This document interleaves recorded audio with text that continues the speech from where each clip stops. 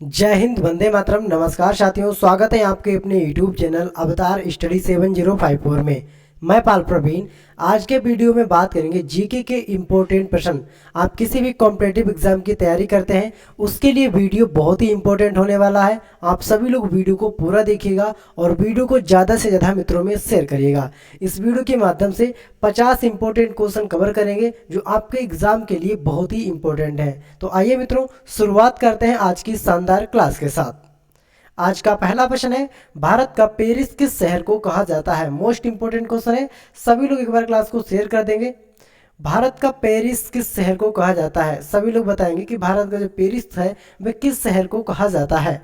Right answer इसका मित्रों option number B, Jaipur को। ठीक है, जयपुर को भारत का पेरिस भी कहा जाता है और जयपुर को पिंक सिटी भी कहा जाता है। ठीक है, पिंक सिटी किसको कहा जाता है मित्रों, जयपुर को पिंक सिटी भी कहा जाता है। आपने याद रखना है, जयपुर राजस्थान राज्य की राजधानी है। इस पॉइंट को आपने बहुत अच्छे से याद रखना है।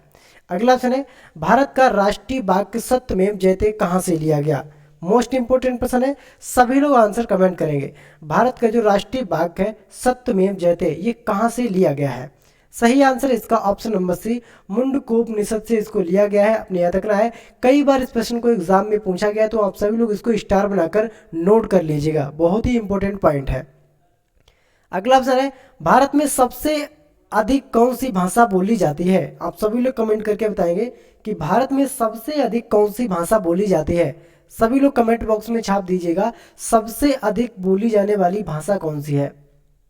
सही आंसर इसका मित्रों ऑप्शन नंबर ए, हिंदी।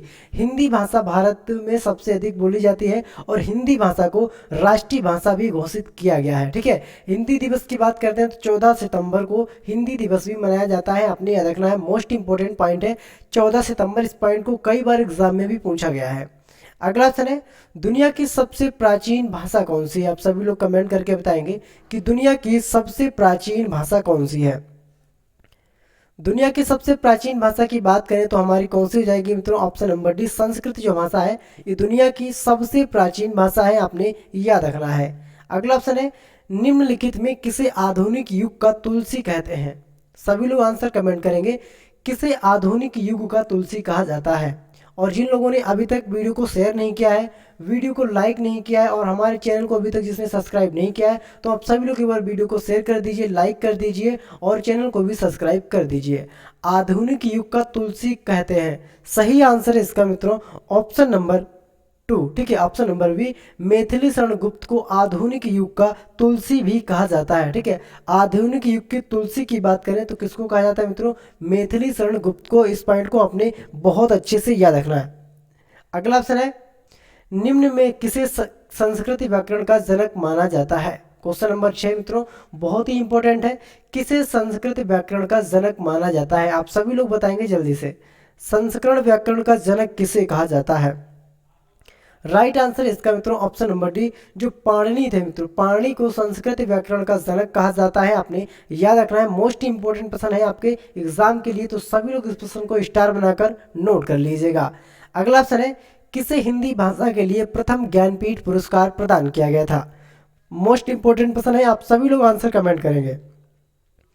किसे हिंदी भाषा के लिए प्रथम ज्ञानपीठ पुरस्कार प्रदान किया गया था, आप सभी लोग कमेंट करके बताएंगे। सही आंसर इसका मित्रों ऑप्शन नंबर, क्वेश्चन नंबर 7 का राइट आंसर इसका ऑप्शन नंबर डी, सुमित्रा नंदन पंत को हिंदी भाषा के लिए, ठीक है, हिंदी भाषा के लिए ज्ञानपीठ पुरस्कार दिया गया था। और इनके साथ साथ कई अन्य लोगों को भी ज्ञानपीठ पुरस्कार से सम्मानित किया गया था। रामधारी सिंह दिनकर की बात करते हैं तो इनको उर्वशी पर, ठीक है, इनको उर्वशी पर हिंदी के लिए ज्ञानपीठ पुरस्कार दिया गया था। इसके बाद आते हैं आपके सच्चिदानंद हीरानंद वत्संत, जिनको अज्ञे के नाम से जाना जाता है। ठीक है, और इनको जो इनकी रचना थी, कितनी नावों में कितनी बार, ठीक है, कितनी नावों में कितनी बार, उस पर इनको हिंदी ज्ञानपीठ पुरस्कार से सम्मानित किया गया।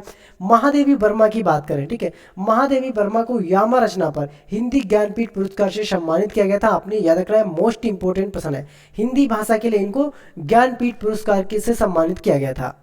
अगला ऑप्शन है, निम्नलिखित में किसे भारत का शेक्सपियर कहा जाता है। मोस्ट इंपोर्टेंट प्रश्न है, आप सभी लोग आंसर कमेंट करिएगा, भारत का शेक्सपियर कहा जाता है। सही आंसर इसका मित्रों ऑप्शन नंबर सी, कालिदास को। ठीक है, कालिदास को भारत का शेक्सपियर कहा जाता है। आपने इस पॉइंट को बहुत अच्छे से याद रखना है। अगला ऑप्शन है, भारत के राष्ट्रीय गीत वंदे मातरम को गाने का सही समय क्या है।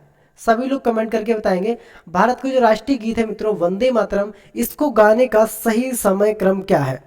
राइट आंसर इसका ऑप्शन नंबर सी, 65 यानी 65 सेकेंड में भारत का जो राष्ट्रीय गीत है वंदे मातरम, इसको गाया जाता है। राष्ट्रीय गान की बात करें, राष्ट्रीय गान हमारा कौन सा जाता है मित्रों, राष्ट्रीय गान हमारा जनगण मन गण है। ठीक है, जनगण मन, और इसको गाने का जो समय है मित्रों वह 52 सेकेंड है। 52 सेकेंड के अंदर राष्ट्रीय गान को गाया जाता है। यहाँ पर राष्ट्रीय कैलेंडर की हम बात करें तो राष्ट्रीय कैलेंडर हमारा हो जाता है साग कैलेंडर। ठीक है, राष्ट्रीय गीत की बात करें, राष्ट्रीय गीत हमारा क्या है मित्रों, वंदे मातरम। ठीक है, वंदे मातरम हमारा राष्ट्रीय गीत है। आपने इस पॉइंट को बहुत अच्छे से याद रखना है। राष्ट्रीय फल की बात करें, राष्ट्रीय फल हमारा आम है। इस पॉइंट को आपने याद रखना है। राष्ट्रीय नदी की बात करें तो गंगा हमारी राष्ट्रीय नदी है। ये सभी पॉइंट मित्रों बहुत ही इंपॉर्टेंट है, सभी लोग इसको स्टार बनाकर नोट कर दे जाएंगे। ठीक है, राष्ट्रीय वृक्ष की बात करते हैं तो हमारा जो राष्ट्रीय वृक्ष है वह कौन सा मित्रों, बरगद। ठीक है, बरगद हमारा राष्ट्रीय वृक्ष है। इस पॉइंट को आपने अच्छे से याद रखना है। राष्ट्रीय पक्षी की बात करते हैं तो राष्ट्रीय जो पंछी है मित्रों वह है मोर। राष्ट्रीय फूल की बात करते हैं हमारा कमल हो जाएगा। सभी पॉइंट क्या है मित्रों आपके एग्जाम के लिए बहुत ही इंपॉर्टेंट प्रश्न है। ठीक है, सर्वोच्च राष्ट्रीय पुरस्कार की बात करते हैं तो भारत रत्न, सर्वोच्च राष्ट्रीय पुरस्कार है मित्रों वह कौन सा मित्रों, भारत रत्न। ये भारत का सर्वोच्च नागरिक सम्मान है। इस पॉइंट को आपने बहुत अच्छे से याद रखना है। अगला ऑप्शन है, भारत के राष्ट्रीय गान जन गण मन को भारत के संविधान सभा ने कब अपनाया था। सभी लोग कमेंट करके बताएंगे कि जन गण मन को भारत के संविधान सभा ने कब अपनाया था। राइट आंसर इसका मित्रों ऑप्शन नंबर बी, 24 जनवरी 1950 को। ठीक है, यानी ठीक है, संविधान लागू होने से 2 दिन पहले यानी 24 जनवरी 1950 को जन गण मन को भारत के संविधान ने अपना लिया था। भारत के राष्ट्रीय चिन्ह अशोक स्तंभ को भारत के संविधान सभा में कब अपनाया गया था। सभी लोग कमेंट करके बताएंगे। सभी प्रश्न आपके एग्जाम के लिए बहुत ही इंपॉर्टेंट है। आप सभी लोग वीडियो को शेयर करिएगा और चैनल को भी सब्सक्राइब कर लीजिएगा। ठीक है, भारत के राष्ट्रीय चिन्ह की बात करते हैं अशोक स्तंभ को भारत के संविधान सभा ने कब अपनाया था। क्वेश्चन नंबर 11 है, मोस्ट इंपोर्टेंट क्वेश्चन है मित्रों इसका, ऑप्शन नंबर ठीक है सी, 26 जनवरी 1950 को। जिस दिन हमारा संविधान लागू किया गया था उसी दिन अशोक स्तंभ को भी अपना लिया गया था। आपने याद रखना है। अगला ऑप्शन है, भारत के राष्ट्रीय ध्वज के प्रारूप को भारत के संविधान सभा द्वारा कब अपनाया गया था। भारत का जो राष्ट्रीय ध्वज है मित्रों इसके प्रारूप को संविधान सभा द्वारा कब अपनाया गया था। सभी लोग कमेंट करेंगे। ये सभी प्रश्न आपके एग्जाम में पूछे जा चुके हैं। सभी के लिए प्रश्न बहुत ही इंपॉर्टेंट है। आप सभी लोग इनको स्टार बनाकर नोट कर लीजिएगा। राष्ट्रीय ध्वज की बात करते हैं तो 22 जुलाई 1947 को, ऑप्शन नंबर सी, 22 जुलाई 1947 को। ठीक है, भारत के राष्ट्रीय ध्वज को संविधान सभा ने अपना लिया था। अगला ऑप्शन है, भारत के संविधान में वार्षिक बजट का वर्णन किस रूप में किया गया है। भारत के संविधान में वार्षिक बजट का जो वर्णन है मित्रों वह किस रूप में किया गया है। सही आंसर इसका वार्षिक वित्तीय विवरण। ठीक है, ऑप्शन नंबर सी, वार्षिक वित्तीय विवरण के रूप में वार्षिक बजट का वर्णन किया गया है। अगला ऑप्शन है, भारतीय संविधान के किस अनुच्छेद में वार्षिक वित्तीय विवरण का वर्णन किया गया है। भारतीय संविधान की बात करते हैं तो संविधान में कुल, ठीक है, कुल भाग की बात करते हैं तो कुल भाग कितने, तो भारतीय संविधान में 22 भाग हैं। अनुच्छेद की बात करते हैं कुल तो 395 अनुच्छेद हैं। और अनुसूची की बात करते हैं, ठीक है, संविधान में कुल अनुसूची की बात करते हैं तो वर्तमान में 12 अनुसूचियां हैं। लेकिन जिस समय संविधान बनकर तैयार हुआ था तो उस समय कुल 8 अनुसूचियां थी। और वर्तमान में कितनी अनुसूचियां हैं, 12। अनुच्छेदों की बात करते हैं 395 अनुच्छेद है। और कितने भाग, कितने मित्रों, 22 भाग है संविधान के अंदर। इस पॉइंट को आपने बहुत अच्छे से याद रखना है। ठीक है, भारतीय संविधान के किस अनुच्छेद में वार्षिक वित्तीय विवरण का वर्णन किया गया है। राइट आंसर इसका अनुच्छेद 112 में, option number B is the right answer. ठीक है, अगला ऑप्शन है, इस दुनिया की सबसे गहरी नदी कौन सी है। मोस्ट इंपोर्टेंट प्रश्न है। इस तरह से प्रश्न आपके एग्जाम में बनते हैं, दुनिया की सबसे गहरी नदी कौन सी है। राइट आंसर है इसका मित्रों ऑप्शन नंबर डी, अमेजन नदी। अमेजन नदी जो है मित्रों ये दुनिया की सबसे गहरी नदी है। सभी लोग स्टार बनाकर नोट कर लीजिएगा। अगला ऑप्शन है, टिहरी बांध किस नदी पर स्थित है? मोस्ट इंपोर्टेंट प्रश्न है। जो आपका टिहरी बांध है ये किस नदी पर स्थित है? आप सभी लोग कमेंट करके बताएंगे। राइट आंसर रहेगा इसका ऑप्शन नंबर बी, भागीरथी पर। आपका जो भागीरथी नदी है वहां पर आपका टिहरी बांध बना हुआ है। इस पॉइंट को आपने बहुत अच्छे से याद रखना है। अगला ऑप्शन है, निम्नलिखित में कौन भारत की सबसे पुरानी गुफा है? निम्नलिखित में कौन सी ठीक है, कौन सी भारत की सबसे पुरानी गुफा है? आप सभी लोग कमेंट करके बता दीजिएगा।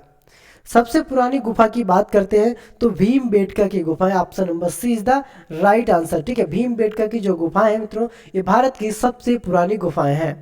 अगला ऑप्शन है, काराकोरम हाईवे किन दो देशों को आपस में जोड़ता है? जो काराकोरम हाईवे है मित्रों ये किन दो देशों को आपस में जोड़ता है? आप सभी लोग कमेंट बॉक्स में बता दीजिएगा। और वीडियो को भी शेयर कर दीजिए, जिन लोगों ने अभी तक शेयर नहीं किया वीडियो को तो आप सभी लोग शेयर कर दीजिए। काराकोरम हाईवे की बात करते हैं तो पाकिस्तान और चीन को, ठीक है, पाकिस्तान और चीन दो देशों को जोड़ता है, आपने याद रखना है। अगला ऑप्शन है, नीली क्रांति का संबंध किस उद्योग से है? आप सभी लोग कमेंट करके बताएंगे। नीली क्रांति है इसका संबंध किस उद्योग से है? क्वेश्चन नंबर 19 का राइट आंसर इसका ऑप्शन नंबर बी, मछली उद्योग से। ठीक है, मछली उद्योग से संबंधित है नीली क्रांति। आपने इस पॉइंट को बहुत अच्छे से याद रखना है। मोहम्मद अली जिन्ना को कायदे आजम की उपाधि किसने दी थी? मोस्ट इंपोर्टेंट क्वेश्चन है, कायदे आजम की उपाधि मोहम्मद अली जिन्ना को किसने दी थी? राइट आंसर है option number B, Mahatma Gandhi के द्वारा मोहम्मद अली जिन्ना को कायदे आजम की उपाधि दी गई थी, आपने याद रखना है। ठीक है, मोस्ट इंपोर्टेंट प्रश्न है। अगला ऑप्शन है, निम्नलिखित में कौन सी खाड़ी भारत और श्रीलंका के बीच स्थित है? आप सभी लोग कमेंट करके बता दीजिएगा कि कौन सी खाड़ी भारत और श्रीलंका के बीच स्थित है। आप सभी लोग कमेंट बॉक्स में जल्दी से छाप दीजिएगा। क्वेश्चन नंबर 21 का राइट आंसर है ऑप्शन नंबर बी, मन्नार की खाड़ी। ठीक है, जो मन्नार की खाड़ी है मित्रों एक खाड़ी भारत और श्रीलंका के बीच स्थित है, आपने याद रखना है। सभी लोग इस प्रश्न को स्टार बनाकर नोट करेंगे। अगला ऑप्शन है, भारत में आर्य कहाँ से आए थे? ठीक है, भारत में जो आर्य लोग आए थे मित्रों वह कहाँ से आए थे? दक्षिण अफ्रीका, दक्षिण एशिया, मध्य एशिया या फिर यूनान से? राइट आंसर है इसका मित्रों ऑप्शन नंबर सी, मध्य एशिया से। ठीक है, भारत के अंदर जो यूनान लोग आर्य लोग आए थे, ठीक है, आर्य लोग जो आए थे वह कहाँ से आए थे? वह मध्य एशिया से आए थे, भारत के अंदर आर्य लोग। अगला ऑप्शन है, 1857 के विद्रोह के समय भारत का वायसराय कौन था? मोस्ट इंपोर्टेंट प्रश्न है, 1857 के विद्रोह के समय भारत का वायसराय कौन था? क्वेश्चन नंबर 23 मोस्ट इंपोर्टेंट है, आप सभी लोग कमेंट करेंगे इसका right answer. Right answer Lord Canning. Option number B is the right answer, Lord Canning. 1857 के विद्रोह के समय भारत का जो वायसराय था वह लॉर्ड कैनिंग था, आपने याद रखना है। ठीक है, लॉर्ड कैनिंग। अगला ऑप्शन है, भारत की आज़ादी के समय भारत का गवर्नर जनरल कौन था? मोस्ट इंपोर्टेंट क्वेश्चन है, आप सभी लोग आंसर कमेंट करेंगे। भारत की आज़ादी के समय की बात करते हैं तो उस समय जो भारत का गवर्नर जनरल था वह कौन था? आप सभी लोग कमेंट करके बताइएगा। आज़ादी के समय भारत का गवर्नर जनरल कौन था? सही आंसर है लॉर्ड माउंटबेटन। ठीक है, option number C, Lord Mountbatten आज़ादी के समय भारत के गवर्नर जनरल थे। अगला ऑप्शन है, रिएक्टर स्केल के द्वारा निम्नलिखित में से किसकी माप की जाती है? जो रिएक्टर स्केल होती है मित्रों इसके द्वारा किसकी माप की जाती है? आप सभी लोग बताइएगा। एक बार सभी लोग वीडियो को शेयर कर दीजिएगा और चैनल को भी सब्सक्राइब कर दीजिएगा। रिएक्टर स्केल के द्वारा किसकी माप की जाती है? सही आंसर है भूकंप की तीव्रता। ठीक है, जो आपकी रिएक्टर स्केल होती है इसके द्वारा भूकंप की तीव्रता को मापा जाता है, आपने याद रखना है। अगला ऑप्शन है, किस मुगल शासक ने सर्वप्रथम भारत में मनसबदारी प्रथा को प्रारंभ किया था? मनसबदारी प्रथा को प्रारंभ किया था किस मुगल शासक के द्वारा? आप सभी लोग बता देंगे। और सबसे पहले भारत के अंदर ही प्रारंभ किया गया था। राइट आंसर रहेगा इसका मित्रों ऑप्शन नंबर वी, अकबर के द्वारा। अकबर के द्वारा भारत में सबसे पहले मनसबदारी प्रथा को आरंभ किया गया था। अगला ऑप्शन है, विश्व का सबसे बड़ा नदी द्वीप माजुली द्वीप जो भारत के असम राज्य में स्थित है, यह द्वीप किस नदी पर स्थित है? आप सभी लोग कमेंट करके बताइएगा माजुली द्वीप किस नदी पर स्थित है। और राज्य की बात करते हैं तो ये कहाँ पर स्थित है? असम राज्य में स्थित है। ठीक है, भारत के असम राज्य में स्थित है। किस नदी पर स्थित है? आप सभी लोग कमेंट करके बताइएगा। ठीक है, यहाँ पर नदी की बात करते हैं तो ब्रह्मपुत्र नदी, option number C is the right answer, Brahmaputra नदी पर स्थित है। ब्रह्मपुत्र नदी कहाँ पर पड़ती है मित्रों? असम में पड़ती है, आपने याद रखना है। और असम की ब्रह्मपुत्र नदी पर आपका माजुली द्वीप भी स्थित है। अगला ऑप्शन है, किसे चिकित्सा शास्त्र के जनक कहते हैं? किसे चिकित्सा शास्त्र के जनक कहते हैं? आप सभी लोग कमेंट करके बता दीजिएगा। क्वेश्चन नंबर 28 का राइट आंसर है ऑप्शन नंबर वी, हिपोक्रेटस को। ठीक है, हिपोक्रेटस को चिकित्सा शास्त्र का जनक भी कहा जाता है। वाद्य यंत्रों में सबसे पुराना यंत्र कौन सा है? मोस्ट इंपोर्टेंट प्रश्न है। तो यहाँ पे वाद्य यंत्र दिए गए हैं और उसमें सबसे पुराना यंत्र कौन सा है आपसे पूछा गया है। ठीक है, सबसे पुराना यंत्र कौन सा है? तो आपका जो वीणा है मित्रों, वीणा सबसे पुराना यंत्र है वाद्य यंत्रों में। ठीक है, कैसा है? सबसे पुराना वीणा। अगला प्रश्न है, भारत के सबसे अधिक क्षेत्र में निम्नलिखित में कौन सी मिट्टी पाई जाती है? भारत के सबसे अधिक क्षेत्र में कौन सी मिट्टी पाई जाती है अधिक मात्रा में? ठीक है, अधिक मात्रा में बात करें तो सबसे अधिक मात्रा में कौन सी मिट्टी पाई जाती है? राइट आंसर है जलोढ़ मिट्टी। ठीक है, ऑप्शन नंबर ए, जलोढ़ मिट्टी भारत में सबसे अधिक मात्रा में पाई जाती है, आपने याद रखना है। अगला ऑप्शन है, उड़ीसा के कोणार्क शहर में स्थित सूर्य मंदिर को और किस नाम से जाना जाता है? उड़ीसा में जब का सूर्य मंदिर स्थित है, इसके दूसरे नाम की बात कर दें तो इसका दूसरा नाम क्या है? इसको ब्लैक पगोडा भी कहा जाता है। उड़ीसा का जो आपका सूर्य मंदिर है, कोणार्क का सूर्य मंदिर, इसको ब्लैक पगोडा भी कहा जाता है। अगर भारत के राज्यसभा का सदस्य अपने पद से इस्तीफा देना चाहे तो वह अपना त्याग पत्र किसे सौंपेगा? मोस्ट इंपोर्टेंट प्रश्न है, इस प्रश्न को एग्जाम में भी पूछा गया है। अगर भारत के राज्यसभा का कोई भी सदस्य इस्तीफा देना चाहता है तो वह अपना त्याग पत्र किसे सौंपेगा या किसको लिखेगा?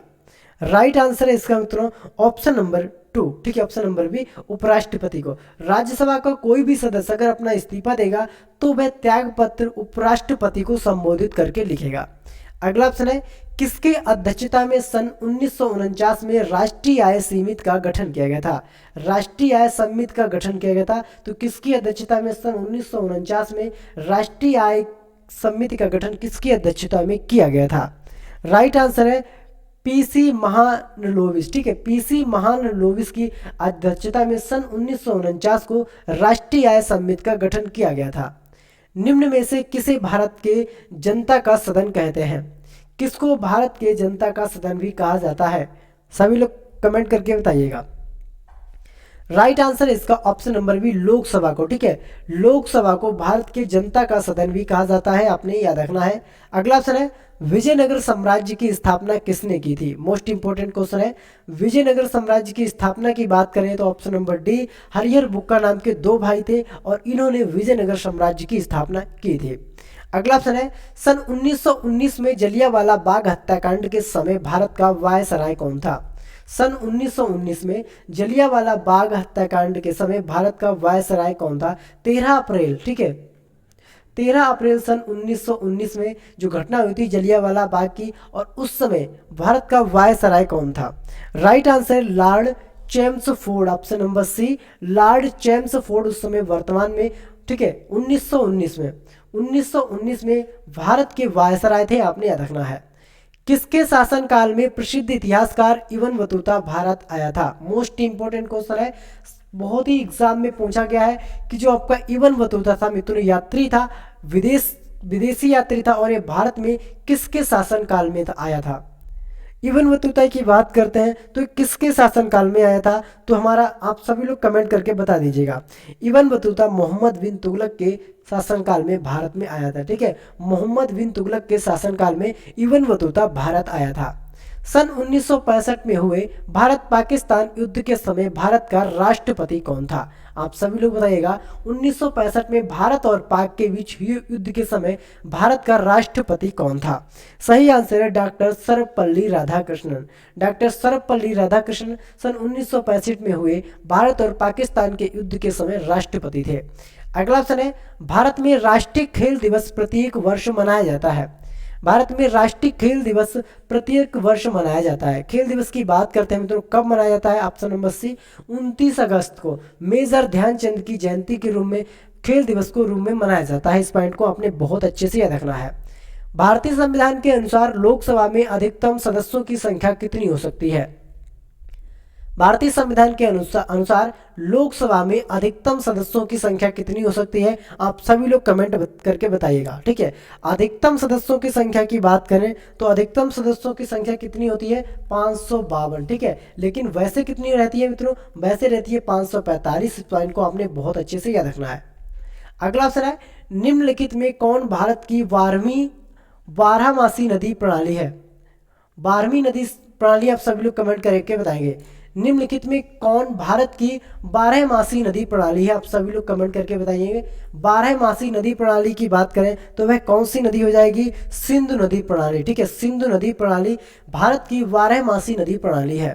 अगला ऑप्शन है निम्नलिखित में कौन सा विटामिन पानी में घुलनशील है। कौन सा जो विटामिन है मित्रों वह पानी में घुलनशील है। राइट आंसर है ऑप्शन नंबर सी। ठीक है, option number C vitamin C कैसा मित्रों, पानी में घुलनशील विटामिन है, आपने याद रखना है। पानी की गहराई में स्थित वस्तुओं का पता लगाने के लिए किस यंत्र का प्रयोग किया जाता है। आप सभी लोग कमेंट करके बताइएगा कि पानी में छिपी वस्तुओं को पता लगाने के लिए किस यंत्र का प्रयोग किया जाता है। राइट आंसर है इसका मित्रों सोनार। सोनार यंत्र का प्रयोग किया जाता है पानी की गहराई में छिपी वस्तुओं का पता लगाने के लिए। इस पॉइंट को आपने बहुत अच्छे से याद रखना है। भारत की पहली महिला रेल मंत्री कौन है, आप सभी लोग कमेंट करके बताएंगे। भारत की पहली महिला रेल मंत्री कौन है। ठीक है, पहली महिला रेल मंत्री की बात करें और भारत की है श्रीमती ममता बनर्जी। ठीक है, भारत की पहली महिला रेल मंत्री कौन है, श्रीमती ममता बनर्जी, आपने याद रखना है। Shrimati Mamata Banerjee option number B, ये भारत की पहली महिला रेल मंत्री है, आपने याद रखना है। अगला ऑप्शन है सन 1911 में गेटवे ऑफ इंडिया की स्थापना कहाँ की गई थी। सन 1911 में गेटवे ऑफ इंडिया की बात करते हैं तो इसकी स्थापना कहाँ पर की गई थी। राइट आंसर है ऑप्शन नंबर ए। ठीक है, मुंबई में। गेटवे ऑफ इंडिया कहाँ पर है मित्रों, ये हमारा मुंबई में है। और इंडिया गेट की बात करते हैं तो इंडिया गेट कहाँ पड़ता है, इंडिया गेट हमारा दिल्ली में पड़ता है। इस पॉइंट को आपने बहुत अच्छे से याद रखना है। भारत में पर्यावरण विभाग की स्थापना किस वर्ष की गई थी। पर्यावरण विभाग की स्थापना की बात करें तो भारत में किस वर्ष की गई थी। राइट आंसर इसका मित्रों ऑप्शन नंबर डी, 1980 में भारत में पर्यावरण विभाग की स्थापना की गई थी, आपने याद रखना है। अगला ऑप्शन है भारतीय राष्ट्रीय कांग्रेस की स्थापना किस वर्ष की गई थी। भारतीय राष्ट्रीय कांग्रेस की स्थापना किस वर्ष की गई थी। सही आंसर इसका मित्रों ऑप्शन नंबर क्वेश्चन नंबर 47 का जो राइट आंसर है मित्रों यहाँ पर ऑप्शन नंबर ए। ठीक है, यहाँ पर हमारा जो राइट आंसर है 1958 में। ठीक है, यहाँ पर एक बात सही करिए 1958 में। 1958 में भारतीय राष्ट्रीय कांग्रेस की स्थापना की गई थी, 1958 में। यहाँ पर हमारा जो राइट आंसर है इसको इस तरह से कर लीजिएगा, यहाँ पर 1958 ऑप्शन नंबर डी इसको राइट कर लीजिएगा। ठीक है, 1958 में इसकी स्थापना की गई थी, आपने याद रखना है। मोस्ट इंपोर्टेंट क्वेश्चन है, यहाँ पर टाइपिंग में गलत हुआ है कुछ। अगला ऑप्शन है भारतीय राष्ट्रीय कांग्रेस दल के प्रथम अध्यक्ष कौन थे। मोस्ट इंपोर्टेंट क्वेश्चन है, क्वेश्चन नंबर 48। सभी लोग आंसर कमेंट करिएगा। भारतीय राष्ट्रीय कांग्रेस दल के प्रथम अध्यक्ष कौन थे। सही आंसर है Bhumesh Chandra Banerjee, option number B. Bhumesh Chandra Banerjee Bharatiya Rashtriya Congress दल के प्रथम अध्यक्ष थे।